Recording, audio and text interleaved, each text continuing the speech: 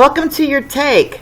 This is a review of the limited miniseries Unbelievable, starring Toni Collette, Merritt Wever, and Kaitlyn Dever. Kaitlyn Dever begins the series off with her story of how she's horrifically raped, and unfortunately, no one seems to want to believe this young, troubled teen who was also in the foster care system for a very long time and had a horrible child life. So this is her story.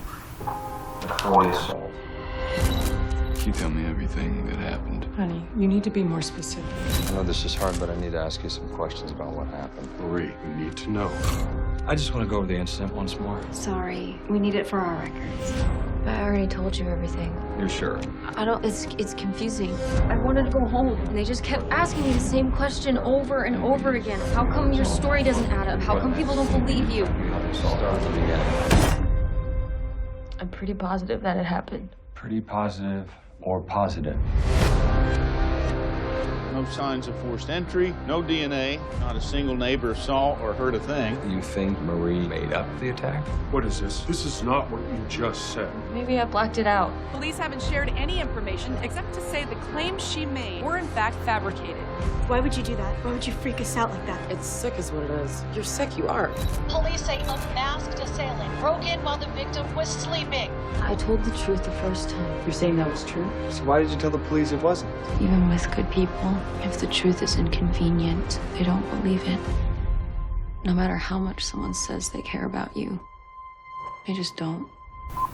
Kaitlyn Dever does a wonderful job with that portrayal of Marie, the rape victim that no one seems to believe. Yet if you go to another location where the same identical rapes are occurring, yet female detectives are taking it very seriously, Merritt Wever and Toni Collette are doing an awesome job caring for their victims.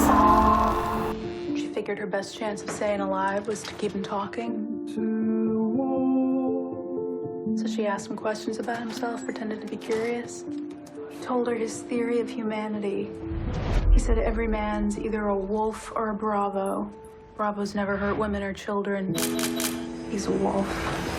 No sign of forced entry. No identifiable prints. No DNA, not a single neighbor saw or heard a thing. Did they find anything? It kills me that I don't have anything to tell her.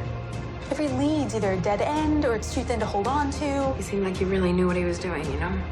Broke in while the victim was sleeping, tied her up, and took photos of her. That's the same thing you said happened to you. I think he's done this before.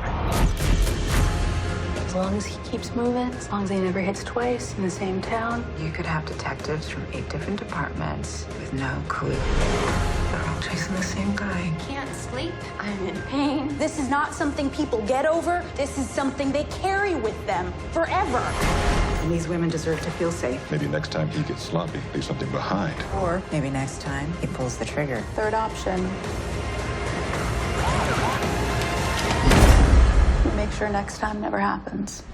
Well, that's Merritt Wever as Detective Duvall, and she does an excellent job caring for her victims, the same as Toni Collette Detective Grace Razum does. Their acting is superb, and it is a phenomenal story. Everyone needs to watch it.